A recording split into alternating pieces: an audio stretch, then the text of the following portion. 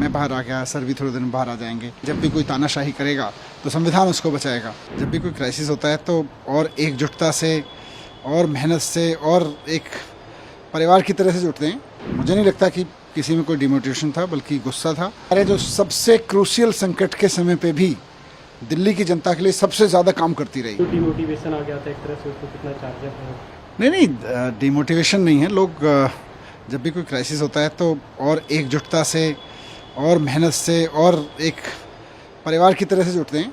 और मुझे नहीं लगता कि किसी में कोई डिमोटिवेशन था, बल्कि गुस्सा था और संकल्प था कि हम इस संकट के समय में तो किसी में भी कहीं भी कोई टूट फूट नहीं हुई, कहीं भी कोई इधर उधर नहीं हुआ, तो ये बड़ी चीज़ है।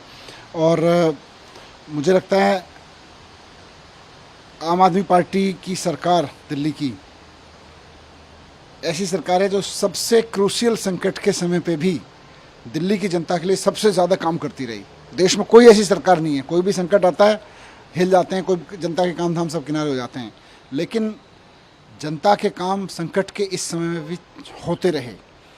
आम आदमी पार्टी की लीडरशिप अपने सबसे क्रूशियल दौर से गुजरी, अब वो निकल रही है धीरे धीरे।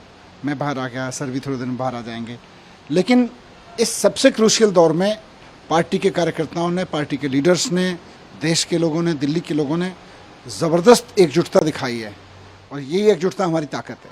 सर, सुप्रीम कोर्ट में आपने बताया उम्मीद है? नहीं, अब देखिए, सुप्रीम कोर्ट की तो हमें पूरी उम्मीद है। सुप्रीम कोर्ट से तो मुझे भी न्याय मिला है। सुप्रीम कोर्ट देश के संविधान के हिसाब से काम करता है और देश के संविधान ने ऐसी स्थितियों के लिए व्यवस्था की हुई है कि जब भी कोई तानाशाही करेगा तो संविधान उसको बचाएगा। आज भी मैं अब गया था, माननीय सुप्रीम कोर्ट ने मुझे अपने आदेश में कहा है कि मैं हर एक मंडे को और हर एक थर्सडे को सुबह 10 बजे से 11 बजे के बीच में ईडी और सीबीआई के दफ्तर में जाके उनके सामने अपना प्रेजेंट करके आऊँगा। तो मैं आज सुबह सीबीआई के दफ्तर गया पहले, उसके बाद मैं ईडी के ऑफिस गया, दोनों के आईओज़ के सामने मैं मिल के आया हूँ।